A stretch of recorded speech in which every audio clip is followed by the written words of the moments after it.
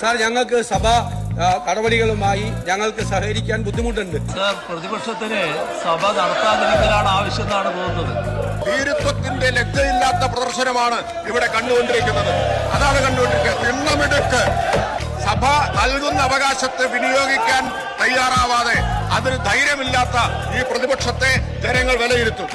സ്വർണം കെട്ടതാണ് കോൺഗ്രസ് ആണ്. അയ്യപ്പ സോണിയാഗാന്ധിയെ സംബന്ധിച്ചൊന്നും മിണ്ടുന്നില്ലല്ലോ. അവര് സോണിയാഗാന്ധിയെ 2 പ്രാവശ്യം സ്വർണം കെട്ടവർ കാണാൻ പോയതിനെ പറ്റൊന്നും മിണ്ടുന്നില്ലല്ലോ.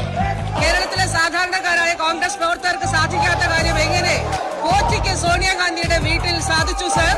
ഈ ഉത്തരങ്ങൾ ഇത് ചർച്ച ചെയ്യാതെ വാസ്തവത്തിൽ കേരളത്തിലെ പ്രതിപക്ഷം ഒളിച്ചോടുകയാണ് ചെയ്തത്. അടിയന്തര പ്രമേയത്തിലൂടെ ഈ വിഷയം കൊണ്ടുവരാൻ അവർക്ക് അവകാശം ഉണ്ടായിരുന്നല്ലോ സർ. കോൺക്രീറ്റ് കൊണ്ടുള്ള കൊടിമരം ചിതലരിച്ചു എന്ന് കഥയുണ്ടാക്കിയ മഹാന്മാരാണ് സർവഹിക്കുന്നത്. കോൺക്രീറ്റ് കൊടിമരത്തിന് ചിതലരിച്ചെന്നും പറഞ്ഞ് ആ സ്വർണ്ണ പൂശിയ കൊടിമരം കട്ട അതിന് നേതൃത്വം കൊടുത്ത മഹാന്മാരെ സംരക്ഷിക്കാനാണ് ഇപ്പിറങ്ങിയിരിക്കുന്നത്. ഇതെല്ലാം ആളുകളൊന്നും അറിയട്ടെ. നിങ്ങളിപ്പോ ഒരു പാരഡി പാട്ട് പാടി നടക്കുന്നുണ്ടല്ലോ. അവസാനം നിങ്ങളെല്ലാം ഇപ്പൊ സംരക്ഷിക്കാൻ ശ്രമിക്കുന്ന യഥാർത്ഥ പ്രതികൾ അവരകപ്പെടുന്ന ഒരു ദിവസം വരും. അന്നേക്ക് പാടാൻ ഞങ്ങളൊരു പാട്ട് ബാക്കി വെച്ചിട്ടുണ്ട് എന്ന് പ്രതിപക്ഷ നേതാവ് മനസ്സിലാക്കിക്കൊള്ളണം.